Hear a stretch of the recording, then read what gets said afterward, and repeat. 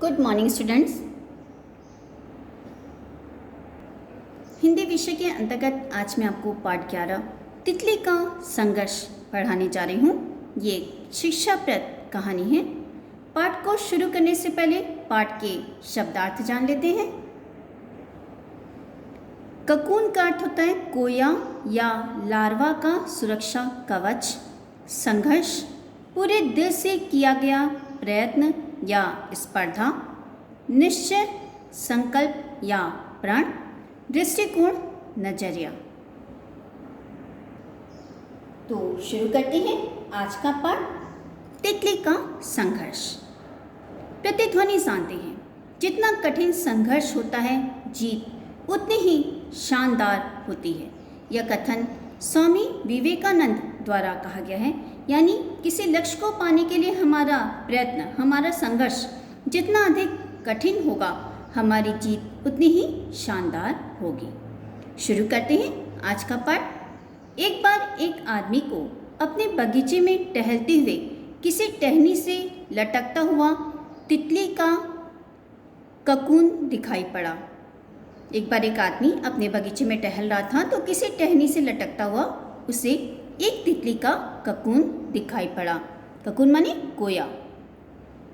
अब वह आदमी प्रतिदिन उसे देखने लगा और एक दिन उसने देखा कि उस ककून में एक छोटा सा छेद बन गया है।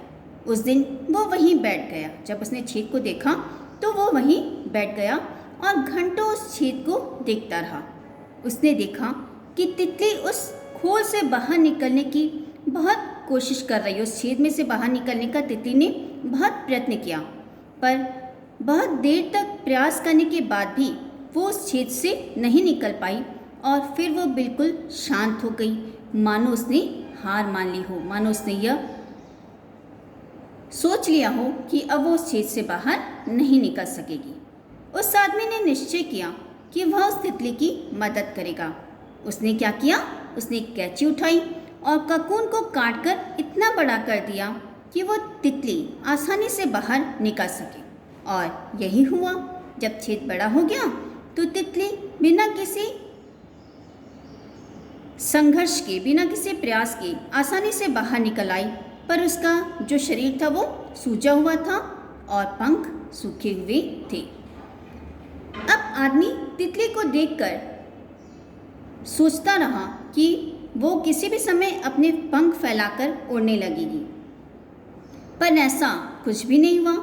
इसके उलट बेचारी तितली कभी उड़ ही नहीं पाई और उसे अपनी बाकी की जिंदगी इधर उधर घिसटते हुए बितानी पड़ी। वह आदमी अपने दया और जल्दबाजी में ये नहीं समझ पाया कि दरअसल ककून से निकलने की प्रक्रिया को प्रकृति ने इतना कठिन इसलिए बनाया है ताकि ऐसा करने से तितली के शरीर में मौजूद जो तरल पदार्थ होते हैं उसके पंखों में पहुंच सके और वह छेद से बाहर निकलते ही उड़ सके। बच्चों, इसी तरह कभी कभी हमारे जीवन में संघर्ष ही वह चीज़ होती है जिसकी हमें सचमुच आवश्यकता होती है। यदि हम बिना किसी कोशिश और मेहनत के सब कुछ पाने लगे तो हम भी एक अपंग के समान हो जाएंगे। बिना परिश्रम और संघर्ष के हम कभी उतने मजबूत नहीं बन सकते जितनी हमारी क्षमता है। इसलिए जीवन में आने वाले कठिन पलों को सकारात्मक दृष्टिकोण से, सकारात्मक नजरिए से हमें देखना चाहिए।